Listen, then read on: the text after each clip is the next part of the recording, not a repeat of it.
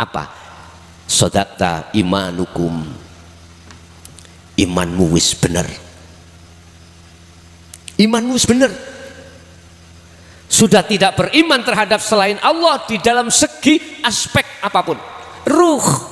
Tapi nek akal ya tetep Pak, sing nyolong sapiku mangtong tonggo, tapi ruh nggak bisa. Beriman mengatakan yang berafal, yang beraktivitas nyolong itu makhluk bukan. Yang berperan di situ semuanya Allah, tapi ojo disebut Allah nyolong lho ojo ngono, keliru ampean. Allah gak butuh sapi, Pak. Hati-hati. Kadang ada pertanyaan seperti itu, Gus, sing ngombe jahe nek ngono Allah nggih. Gusti Allah arep jahe, ngombe jahe. Kalem-kalem, Pak. Sampeyan kudu ndelok hidup itu. Roh iku ngombe jahe ta? Enggak. Sampeyan buka. Allah katakan apa tugasnya ruh itu? Wa ma umiru illa liya'budullaha mukhlishina lahuddin. Hanya satu, menyembah, petuk nang Allah. Urusan jasad iki beraktivitas apapun karena memang hukum syariat, silakan. Tapi ruh harus bertemu Allah di dalam setiap aktivitas apapun yang terjadi pada diri jasad. Sing akeh lah gak ngono. Ruh sing terpengaruh, sing keseret dengan kebutuhan jasad. Itu sebab kita belum mengenal tauhid la ilaha illa anta wa ana, karena kita imannya belum sampai ke anta wa ana. Ini persoalannya.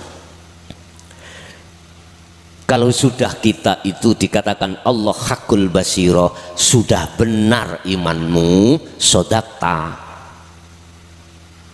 benar iman sampai kali kulo, maka itulah ditutup tingkatan tauhid yang paling tinggi, dan ini tertuang di dalam surah Al-Anbiya ayat 25. Muhammad, ajarkanlah tentang la ilaha illa ana terhadap umatmu supaya bisa sampai pada aku. Wa ma arsalna min qablika mir rasulin illa nuhi ilaihi annahu la ilaha illa ana fa'budun. Muhammad, aku tidak akan pernah mengutus utusanku sebelummu kecuali saya perintahkan untuk membimbing umat ini di tauhid la ilaha illa ana. Kecuali saya suruh membimbing imannya sampai terhadap ihsan. Islam, iman, ihsan. Imannya sudah benar. Kecuali saya suruh untuk membimbing imannya hanya terhadapku. Bahkan itu tertuang di dalam surat Al-Fatihah. Iyyaka na'budu wa iyyaka, hanya kepadamu lah, hanya. Berarti nggak ada selainnya. Ini tingkatan makrifat nih. Hanya kepadamu lah aku menyembah. Jadi nggak ada selainnya. Akhirnya Bapak, muncullah dzikir, akhirnya disebut fana'udz dzikri. Ketika sudah di ana, artinya fana'udz dzikri, hatimu sudah kefanaan selain Allah, termasuk dirimu itu sudah tidak ada. Dirimu aran makhluk, ruh itu sudah tiada. Yang berlaku ana itu ingsun.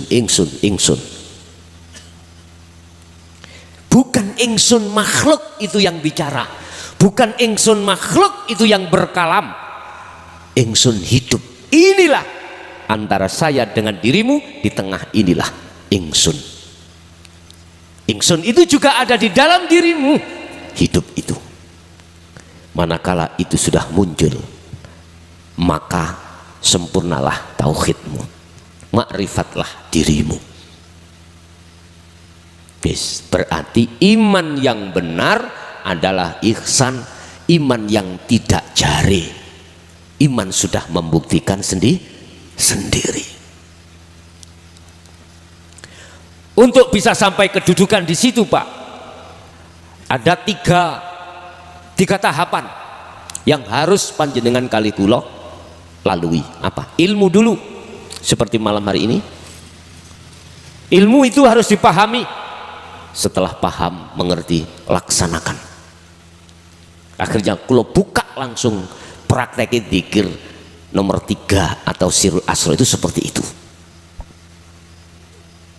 Sampai terakhir urusan kapan pemfanaan aran saya makhluk iki hilang, urusannya Allah, kita nggak usah masuk dalam ranah situ, itu sudah urusan Allah. Sing penting kita atiullaha wa antiur rasul. Bentuk taat kita pada Allah yaitu bentuk taat kita pada Rasul. Bentuk taat kita pada Rasul bukan berarti kita harus ketemu Rasul secara zaman fisik, enggak. Apa? Lakukanlah apa yang pernah dilakukan kanjeng Nabi.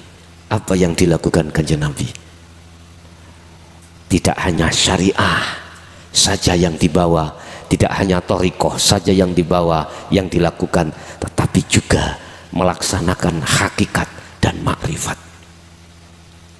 Sehingga sampailah pada keahatan Allah yang dituangkan di dalam surah Al-Ikhlas, Qul huwallahu ahad. Ajarkan Muhammad, katakan Muhammad, huwa utawi hidup iku Allahu mungguh umat Islam jenenge Allah utawi Allah iku ahadun esa tunggal, tidak ada yang lain. Di mana letaknya itu? Yaitu di dzikir la ilaha illa ana. Pada zaman dahulu, zaman kenabian beliau pasti diajarkan Pak di tengah masyarakat, pasti. Tapi tahapan yang pertama beliau sembunyi-sembunyi. Setelah kehadiran Sayyidina Umar, beliau baru di tengah masyarakat tengah umum seperti ini. Mana itu diceritakan? Enggak.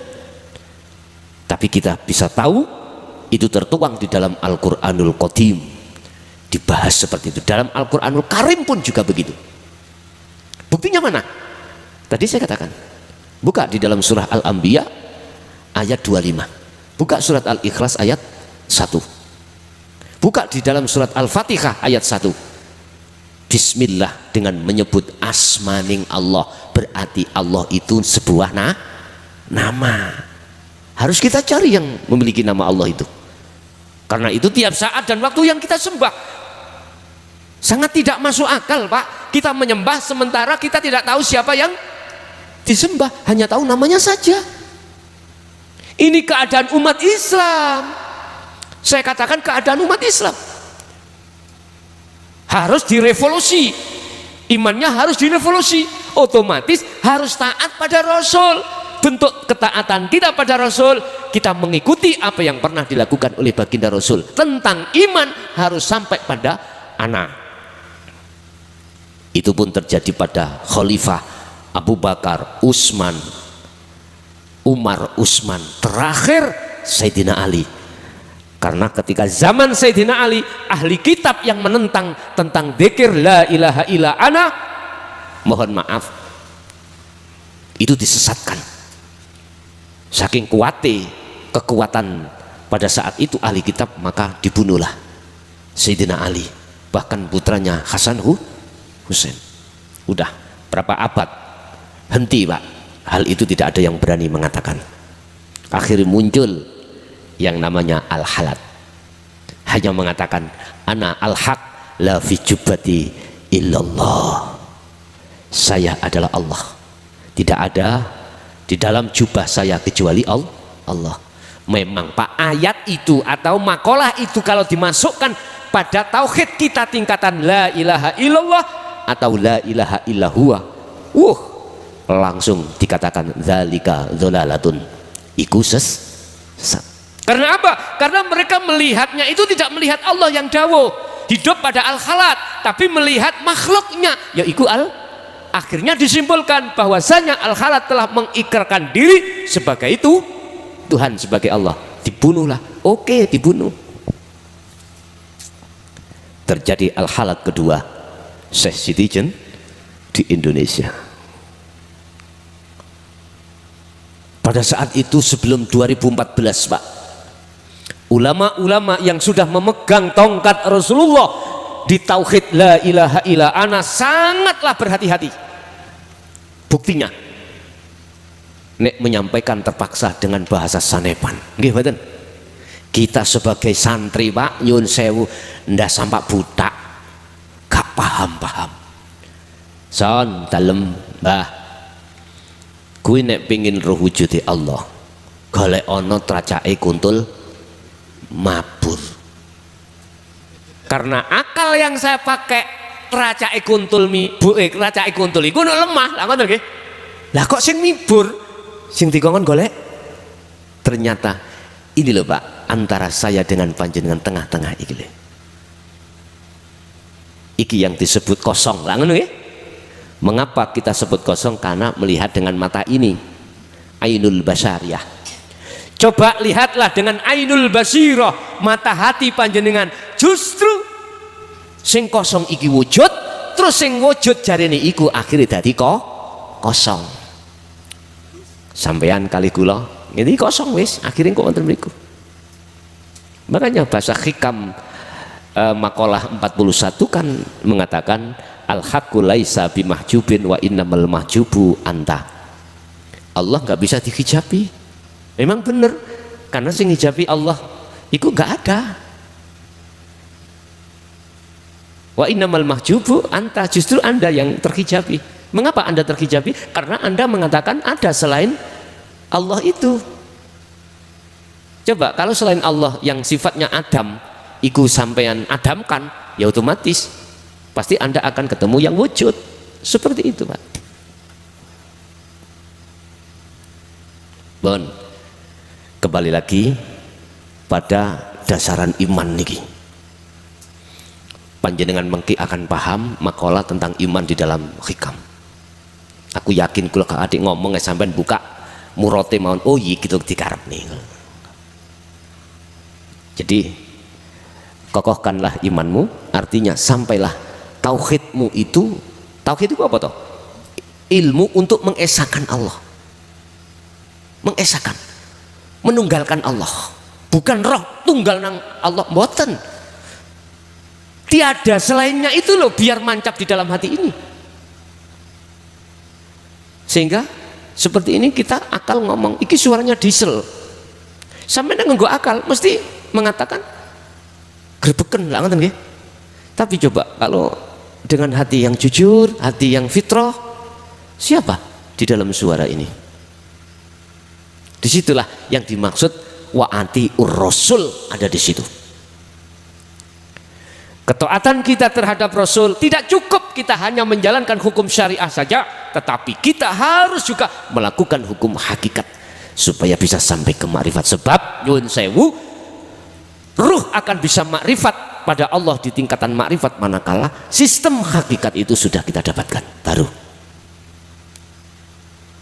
Inilah Pak munculnya mulai tahun 2014 para masyayikh yang tadinya ketakutan manakala menyampaikan hal ini, beliau-beliau akhirnya sudah banyak yang tidak tebeng aling-aling disampaikan dengan bahasa apapun, yang penting umat iki paham, dengan bahasa Arab, dengan bahasa Quran, dengan bahasa Jawa, dengan bahasa Inggris, bahasa apa, yang penting umat iki paham ada di situ. Nah dulu memang digegem rapat Pak, memang karena posisi keadaan zaman. Inilah ketertarikan saya ketika saat beliau sebelum wafat mengatakan kaifa ummati ya Jibril, bagaimana umatku ya Jibril nantinya itu kalau sudah menyampingkan tentang tauhid anta wa ana. Inilah yang selama aku khawatirkan, yang ku maksud bahwasanya musuh yang paling berat peperangan umatku melawan hawa nafsu. Tak simpulke ngene Pak Bu, jangan harap ruh akan husnul khotimah, jangan harap ruh akan bisa menunaikan wa inna ilaihi rajiun manakala di dalam diri ruh masih tersimpan iman selain Allah. Atau dalam bahasa sederhana, jangan harap kau akan bisa sampai kembali pada Allah manakala hatimu itu, ruhnya itu, matanya masih buta terhadap Allah. Ini tadi yang disampaikan muqaddimah oleh Abah mangkana fi hadhihi a'ma fahuwa fil akhirati a'ma wa adallus sabila. Barang siapa saat di dunia hati kita masih buta terhadap Allah dikarenakan belum mengenal tauhid anta wa ana, terus ketututan sedo mati wafat, maka di akhirat pun juga buta. Bahkan Allah mentaukiti di belakang ayat wa adallus sabila, dihubungkan wa adallu dan lebih sesat apa nih sabilan, jalannya semakin gelap jalannya. Naudzubillahi min dzalik. Bapak Ibu, saya tidak punya maksud tujuan apapun saya hadir di sini, ndak, apalagi maksud tujuan politik, apalagi ndagel, apalagi ndak. Saya di sini hanya menyampaikan apa yang pernah disampaikan baginda Rasulullah Sallallahu Alaihi Wasallam. Urusan ahli kitab percaya dan tidak percaya terserah. Saya tidak punya niat apapun. Inilah jawaban mengapa saya tadi dimasukkan alas. Wes ya iki alas iku sepi. Ora ene menungsone, artine iman sampean iki mang akan bener. Kata Allah, sodakta, bener awakmu, imanmu bener. Manakala di dalam hatimu sudah tidak ada alias sepi iman selain Allah, selain Allah. Ini tak pikir cara akal Pak, merinding aku. Tapi ndak, aku gak cerita arek-arek. Wong yo nyatan yo ketemu wong akeh kok aning kono, ketemu sepeda motor, ketemu omah, ketemu macam-macam. Yes babano. Bon, Bapak Ibu hadirin jamaah rahimakumullah, harapan saya cuman begini sebagai hablum minan nas. Ya ayyuhalladzina amanu, wahai orang yang beriman yang belum ihsan, ittaqullaha, takutlah kepada Allah. Takwamu bangunan. Sebab dengan membangun takwa ini secara otomatis imanmu akan jadi ihsan. Hakko tukoti, dengan catatan nek takwamu bener-bener pada Allah. Takwa yang bener-bener pada Allah, hakko tukoti, iman yang bener-bener imannya itu benar manakala sudah di ihsan, yaitu di la ilaha illa ana. Is ngeten mawon ringkese, sing penting terus menerus awakmu dikira sirul asrar. Sebab di dalam dzikir asrar itu menghujamkan ruh supaya hanya beriman pada hidup, bahwasanya hidup itu sebetulnya Allah. Dan hidup itu di mana-mana dan tidak kemana-mana. Fa'ainama tuwallu fasamma wajhullah. Dimanapun kau menghadap, disitulah ada wajah Allah. Imanono. Iku carane urusan kok sampai dimasukkan di ainul basiro sampai hakul basiro, wis urusane Gusti Allah. Jangan masuk ke ranah situ. Gus, kula niki wis tahun-tahunan dereng makrifat mawon. Ora usah kok pikir. Ya. Arif nafsaka minan tadbir. Terus hikam. Enjoy no awakmu dalam hal merasa kuwi ngatur. Ojo. Nek kuwi sono sing ngatur dhewe. Sing penting tugas kita hati ur-rasul berbentuk kumandangkan terus hatimu untuk berzikir. Kumandangkan terus ya ayyuhalladzina amanu dzkurullaha dzikron katsiran. Al-Ahzab. Di situ Pak. Perbanyak terus. Sebab dengan seperti itu nanti akan jadi mudah. Hatimu klik nang setiap saat dan waktu pada Allah. Imannya akan tidak geser, semakin lama semakin mudah. Makanya tadi saya katakan pemahaman iki mudah Pak, tapi engko nek ngelakoni praktek iku nggih angel, tapi ojo putus asa. Carane sistemnya terus berzikir hatimu di dalam sirul asrar. Bapak Ibu hadirin, itulah mungkin sekilas ilmu tentang tahapan-tahapan keimanan di dalam tauhid sampai terhadap tauhid yang sempurna yang bisa dijelaskan. Mungkin ada kekurangannya bisa dipertanyakan atau ada yang belum paham saged ditanyakan, monggo kula aturi.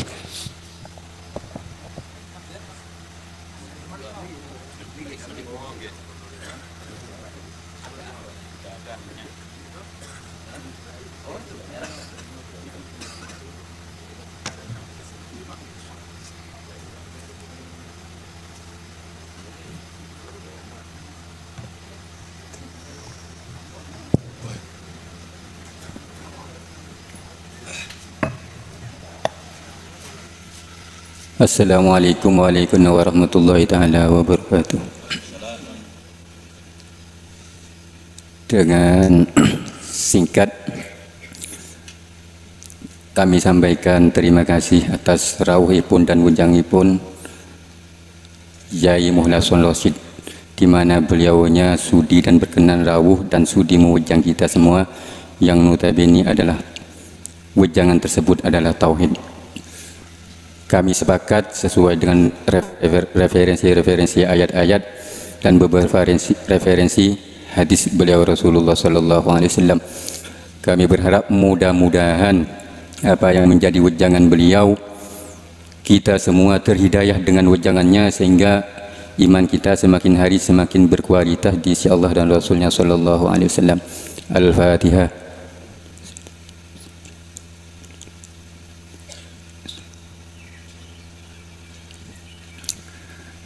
Terkait dengan materi malam ini adalah terkait dengan iman. Ada juga beberapa bahasa yang hampir serupa. Satu yaitu iman taklid, iman ikut-ikutan. Kemudian iman istidlal, iman referensi. Kemudian iman yang ketiga adalah iman hakul yakin, iman bil mujahadah atau iman bil hak. Artinya kami sepakat wejangan ini adalah wejangan yang betul-betul kami semua berharap menerima dan mau belajar dan menghakikati materi-materi yang kita pelajari pada malam hari ini. Terkait dengan la ilaha illallah dan seterusnya, kami punya referensi yang hampir serupa. Man abadal isma dunal makna faqad asroka, wa man abadal makna dunal ismah faqad nafaqah, wa man abadal isma wal makna fahuwa mu'minun, wa man tarakal ismah bihaqiqatit tarkih fahuwa ma'rifatun min kulli ma'rifatin.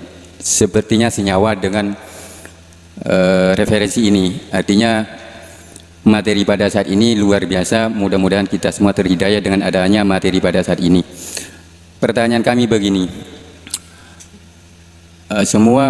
kita semua tidak akan mencapai kesempurnaan manakala tidak melalui 4 disiplin ilmu. Katakanlah sekarang sudah membahas 4 disiplin ilmu tersebut, maka keluar makalah kullu amrin dhibalin la yunwa bihi mawfir wal hidayah fawwal aqta ay qalilul barakah.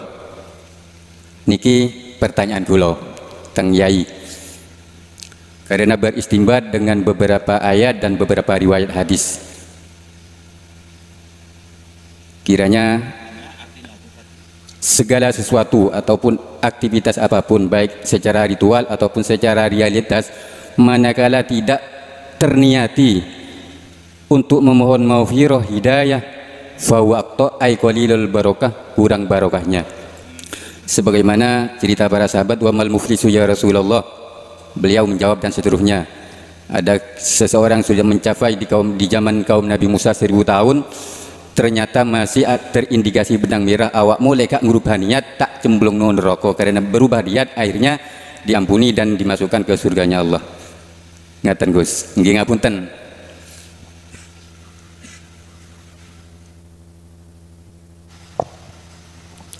An-niyatu fil qalbi. Sah dan tidaknya sebuah niat itu tempatnya di dalam hati, tergantung niatnya apa. Ini sarujuk dengan satu makalah tentang masalah amal.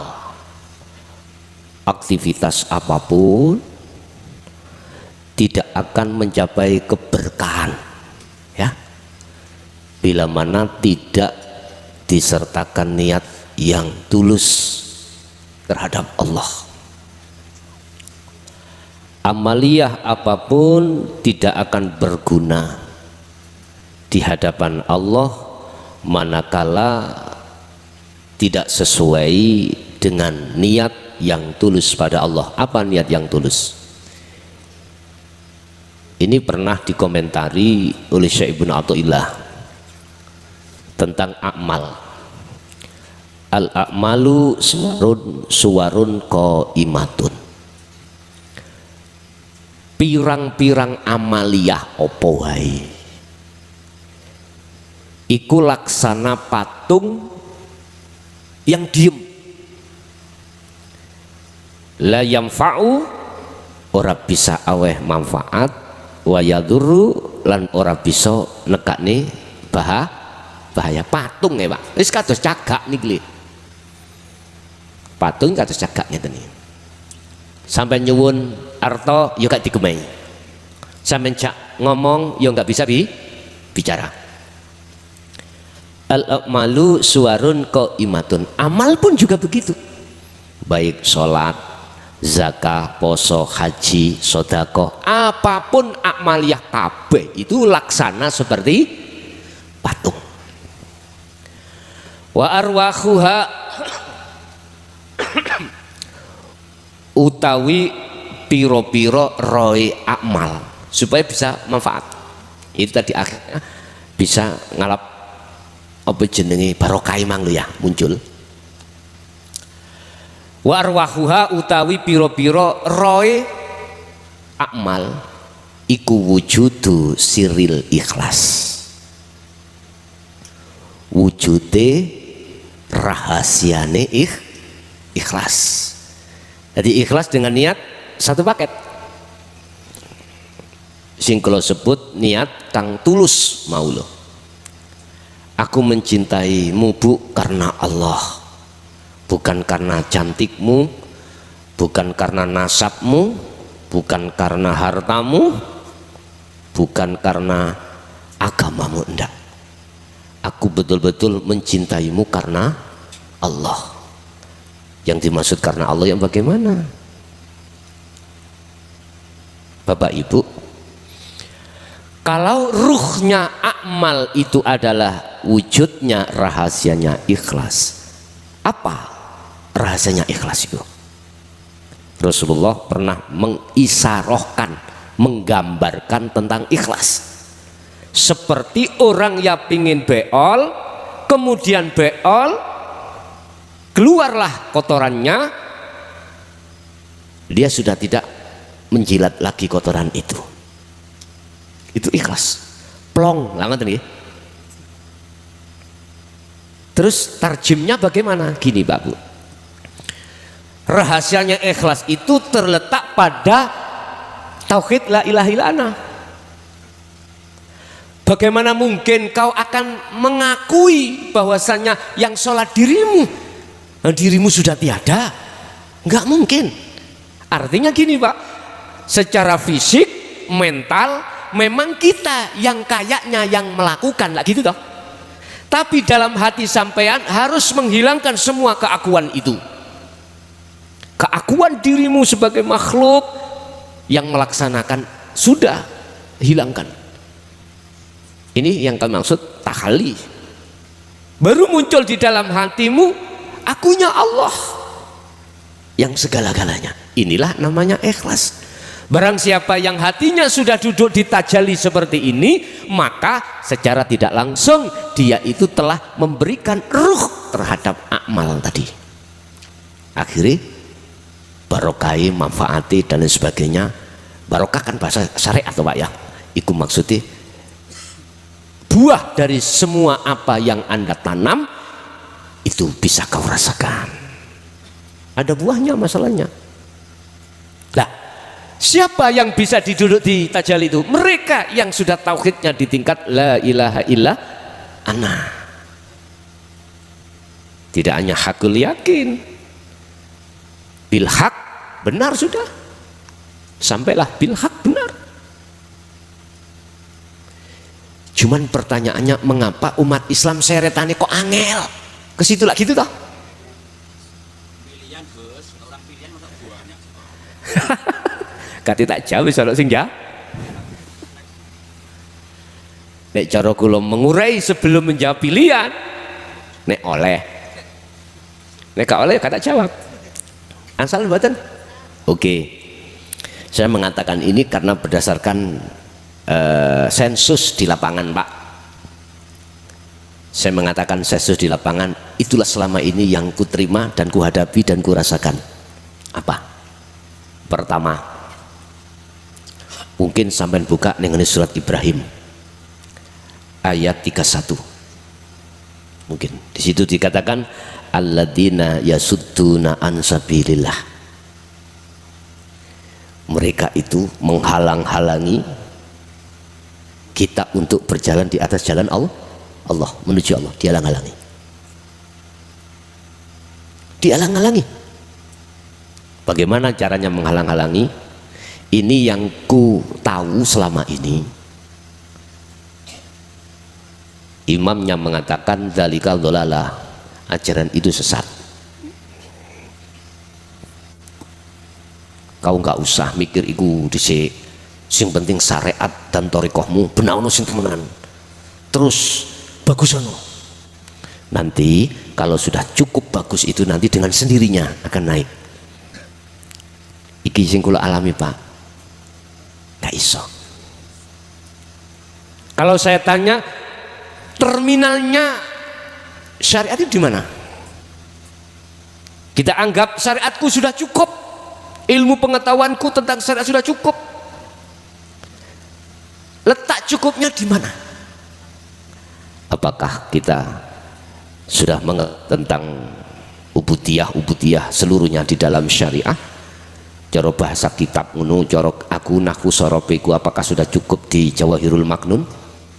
Apakah di Alfiyah, di Amriti, di Jurumiyah dan seterusnya? Gak bisa jawab. Padahal percaya dan tidak percaya, wa min waraihim barzakhun. Di sisi kita, di belakang kita ditunggu kematian. Terus siapa yang bertanggung jawab? Manakala belum sampai pada anta, bahkan ke anak, kita sudah meninggal. Secara otomatis semuanya lepas tangan.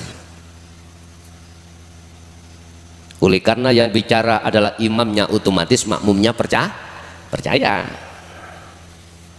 Akhirnya gak naik-naik, kecuali imamnya naik baru ayo melu, mesti geret Pak kakak Rika, mesti geret kakak Rika. Itu yang pertama.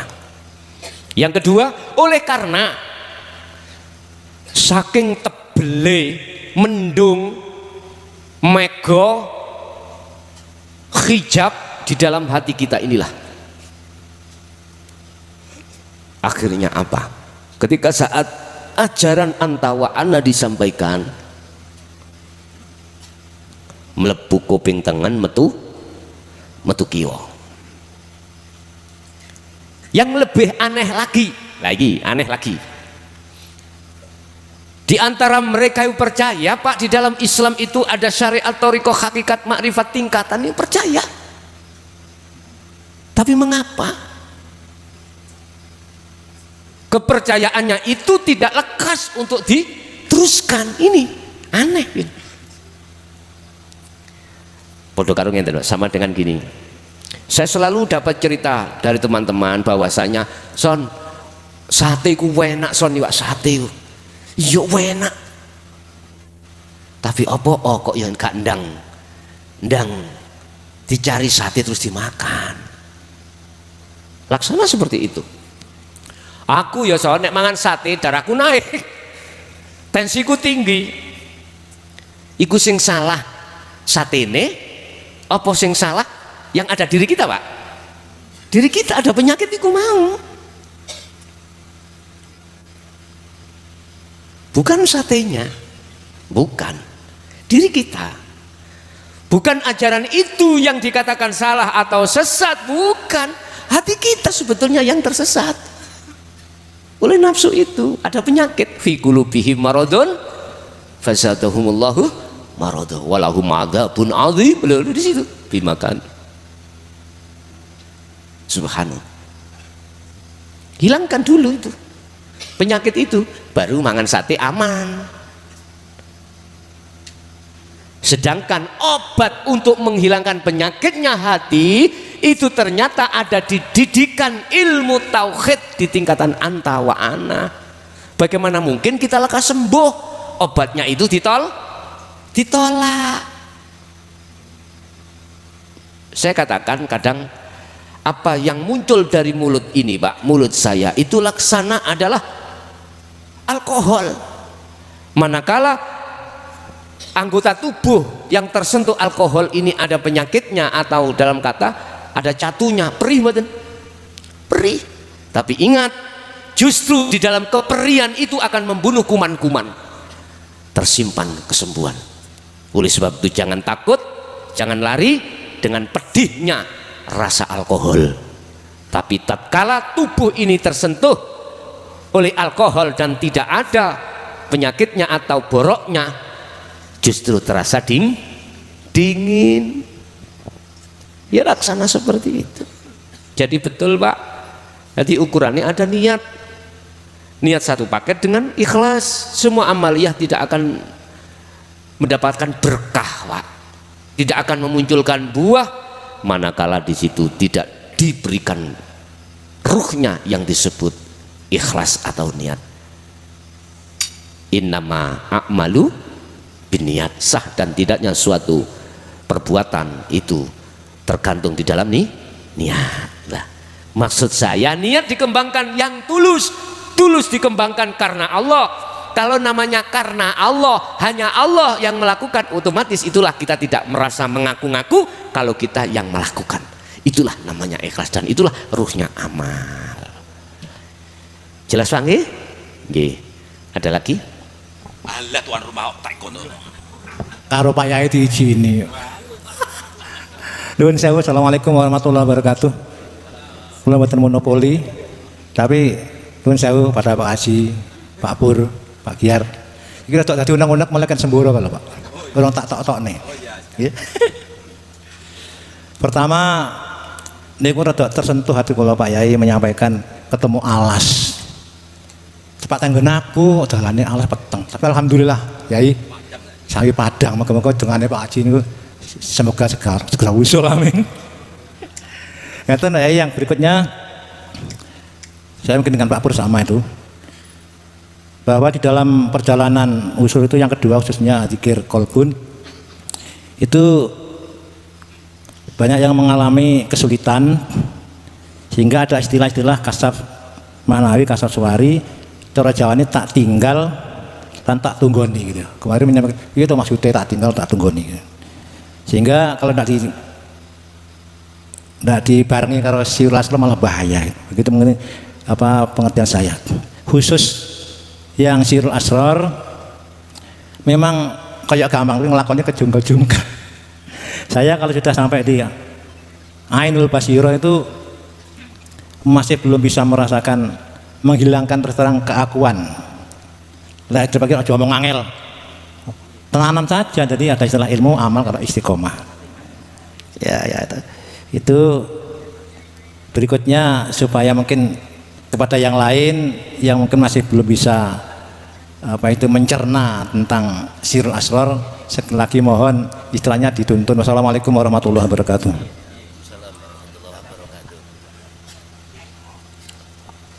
Nggih, matur ngeten nggih. Matur ngeten. Nggih. Tak tinggal ya tak tunggoni. Artinya di situ ketika panjenengan itu belum mengenal sirul asror, tak enteni sadar sampean untuk mencari sirul asror. Tak tinggal artinya apabila kesadaran hati umat itu tetap atos ataupun keras kepala, gak mau menerima sirul asror, ya tak tinggal. Lah nyampo aku nunggoi, bahasa tak tunggoi tak enteni sampai kapan kau sadar diri akan sirul asror.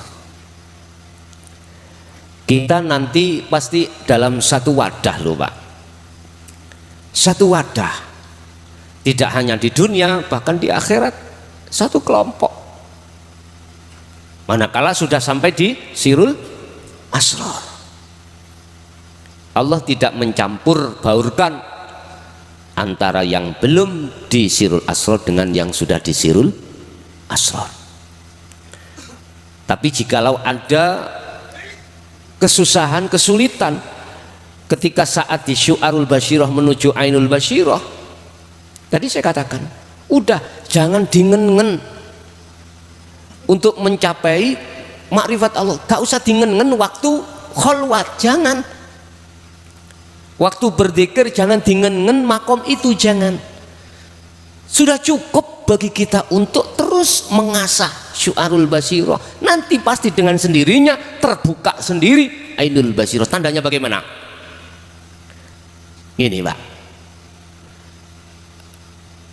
Pertama, jenengan itu secara otomatis akan mengalahkan cinta ruh panjenengan terhadap selain Allah. Kalah semuanya.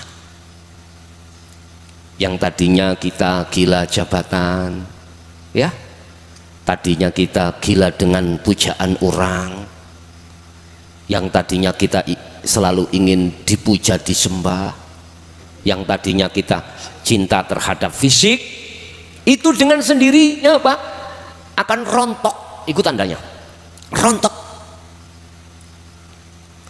Sehingga ketika saat panjenengan kalikula dihadapkan Allah serba kekurangan alias fakir, tidak akan menjadikan pengaruh hati sampean untuk masuk dalam khawatir, susah, takut, enggak.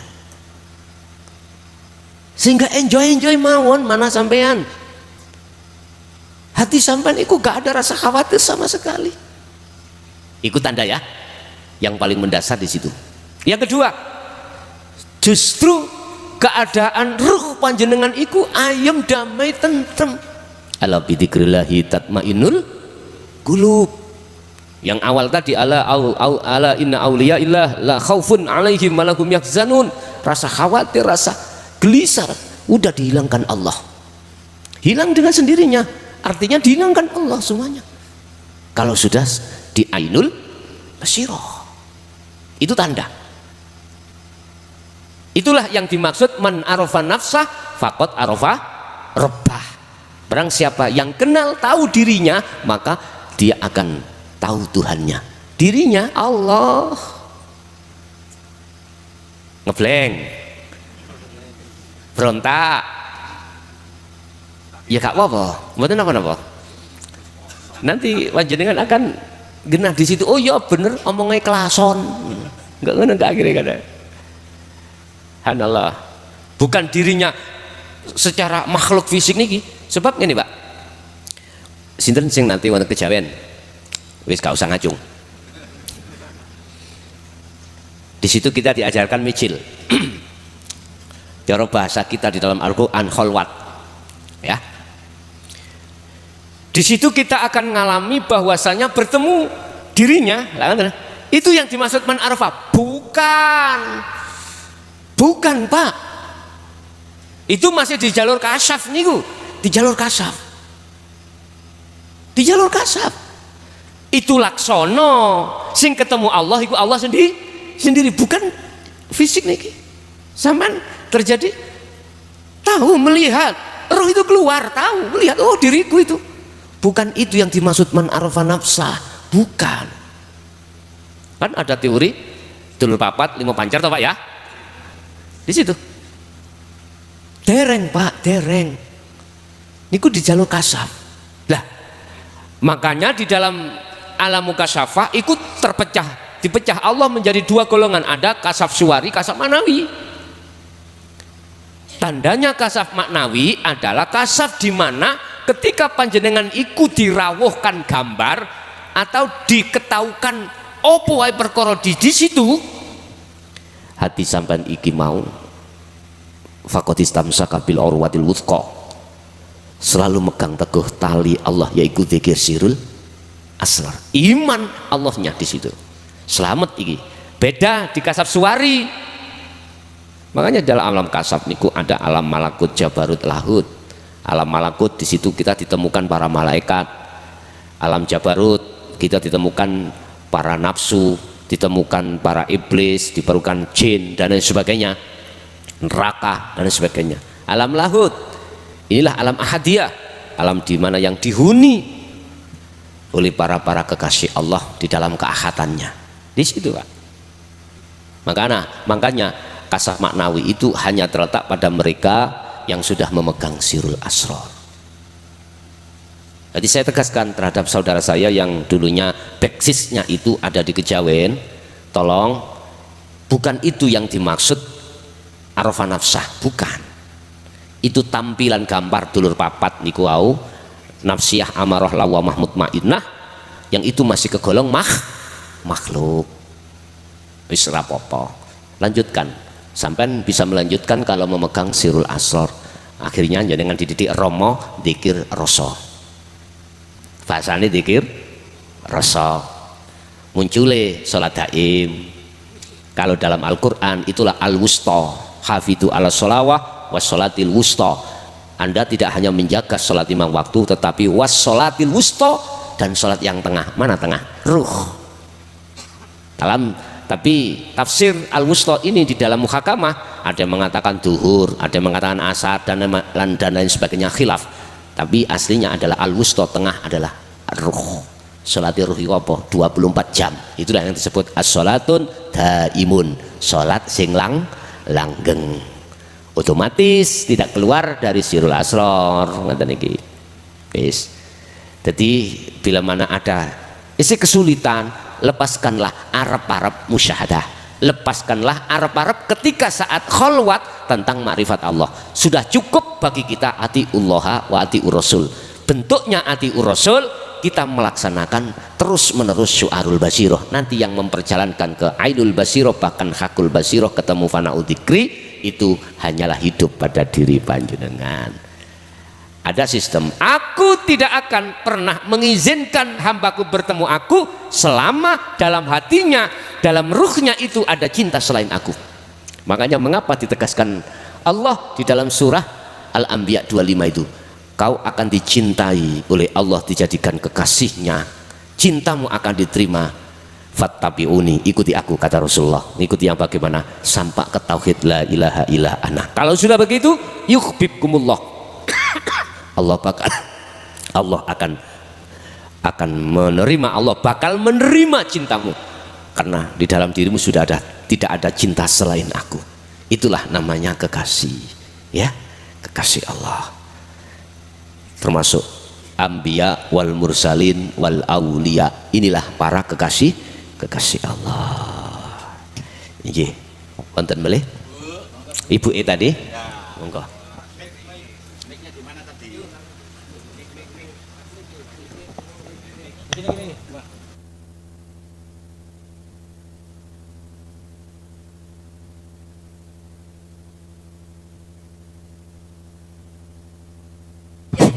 Mboten bermandal Yai.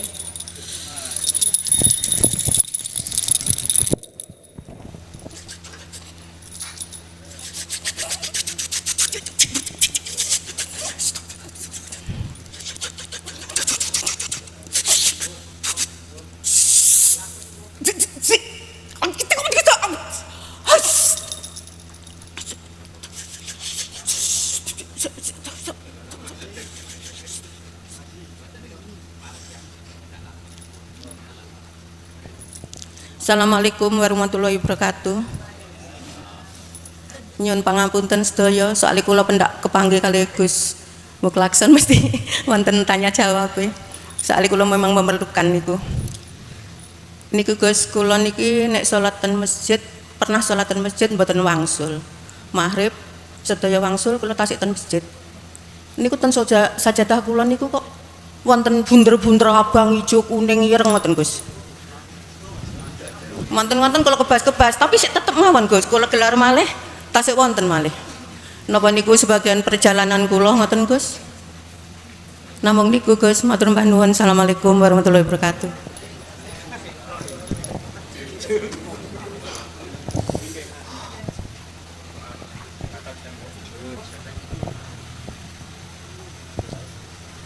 Saya tidak bertanya, tapi saya juga tidak nyongklok. Enggak. Mengapa hal itu terjadi? Saya tidak bertanya dan saya tidak menyongklok. Ngerti nyongklok nggih? Karena saya bukan termasuk paranormal. Ini berdasarkan apa yang pernah juga aku lakukan, aku alami. Siapapun Anda, manakala hati hanya berzikir jahri dengan sirri, akibatnya seperti itu.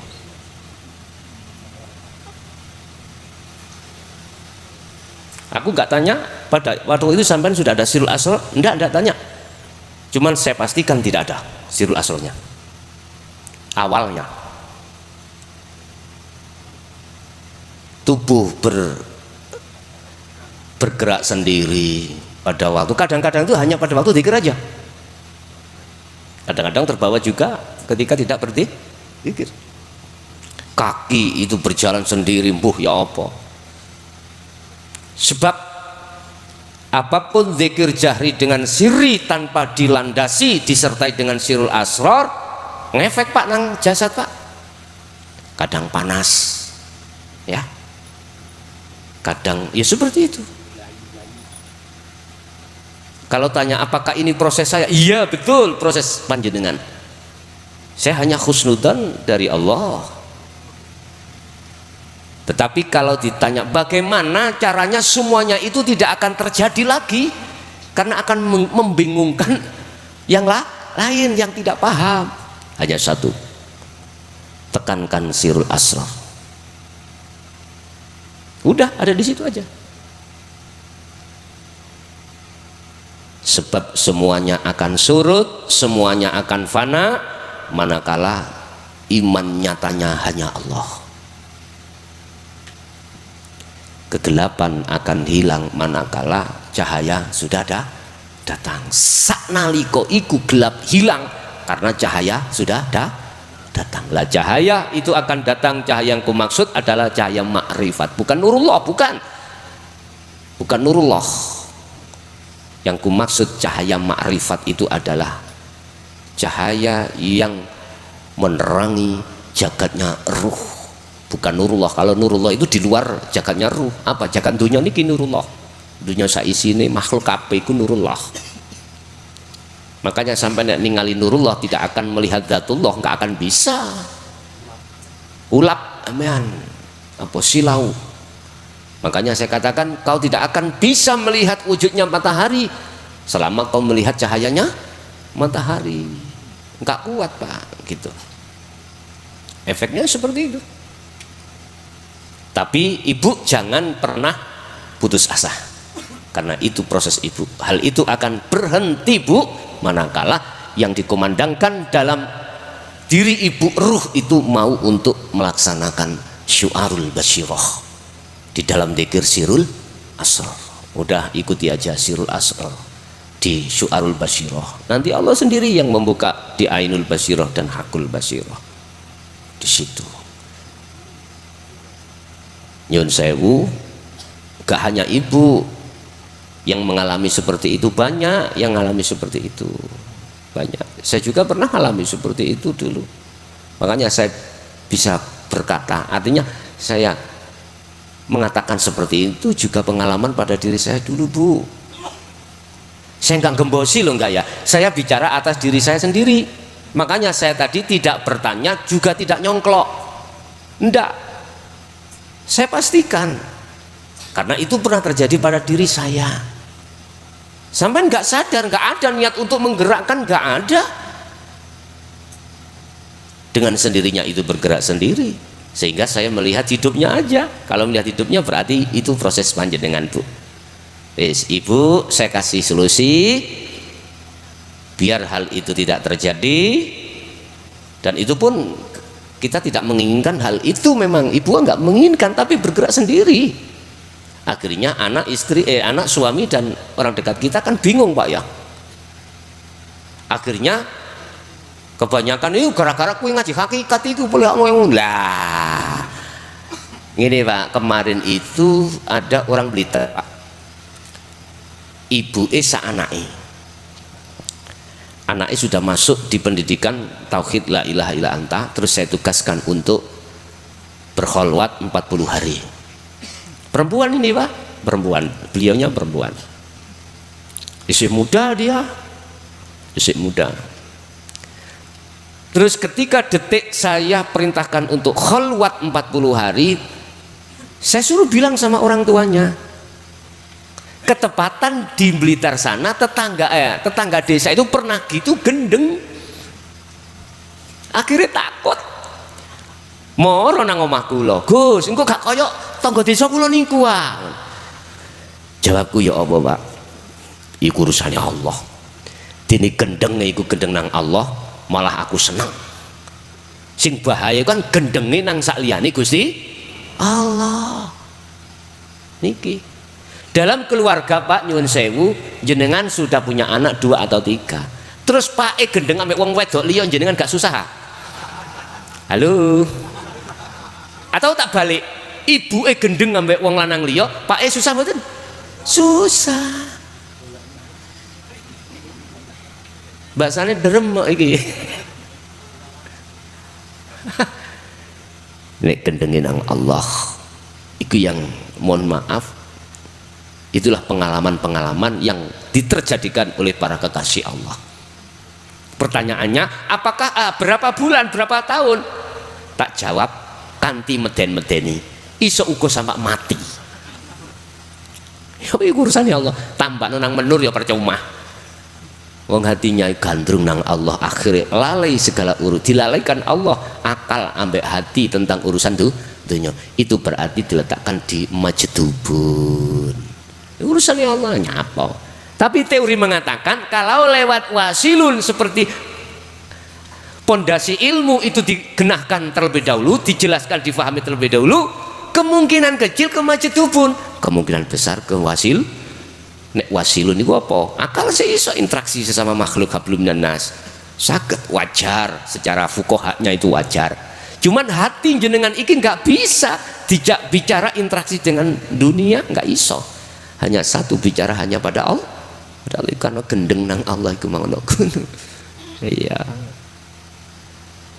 Nggih Bu, niku proses jenengan. Rapopo, rasalah jenengan rasalah. Memang diterjadikan lewat proses seperti itu.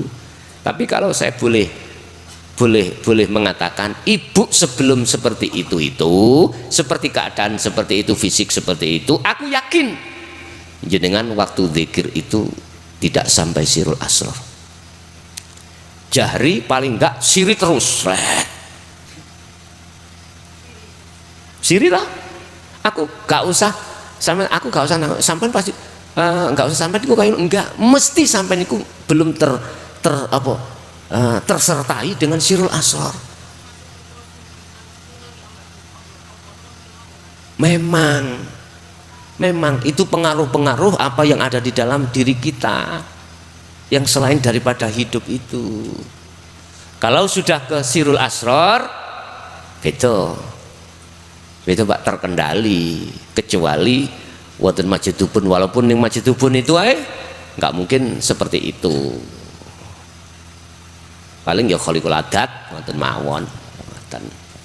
Cara wong iku senengane sarungan suwalan ae. Senengane wong sandangan muda. Dalem kebimbang. Otomatis. Nek cemburu nang Allah ya kok golek ya Allah. Lah ngoten ya. Mestinya seperti itu. Rasulullah itu jalurnya itu wasilun Pak, mengajarkan terhadap umat itu wasilun ya, wasilun. Jadi njobo ya diramut, jero ya diramut.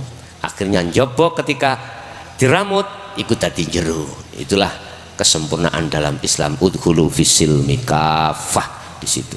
Nggih. Ada lagi? Tadi dikatakan 3 kali. Sudah ya. Oke, untuk masih mungkin secara pribadi mawon. Oleh karena kita juga ada pertimbangan teman-teman ada gawe lagi ya. Ngaten seulan ngarep biasa ketemu. Kula manut mawon kali pengurus pun. Bapak Ibu hadirin jamaah rahimakumullah, itulah apa yang dipaparkan Allah terhadap kita.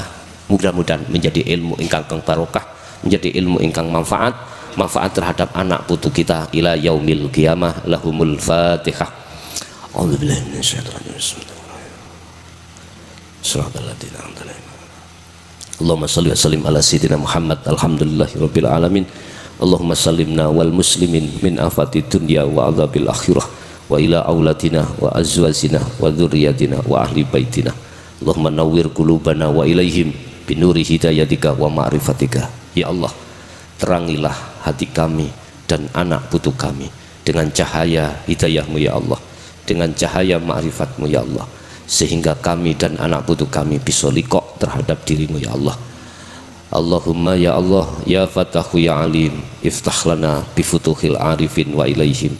Ya Allah, kaulah yang maha pembuka, bukalah hati kami dan anak istri dan anak putu kami untuk marifat terhadap dirimu. Rabbana atina fid dunya hasanah wa fil akhirati hasanah wa qina adzabannar. Wa sallallahu ala sayyidina Muhammad. Alhamdulillahirabbil alamin. Al-Fatihah.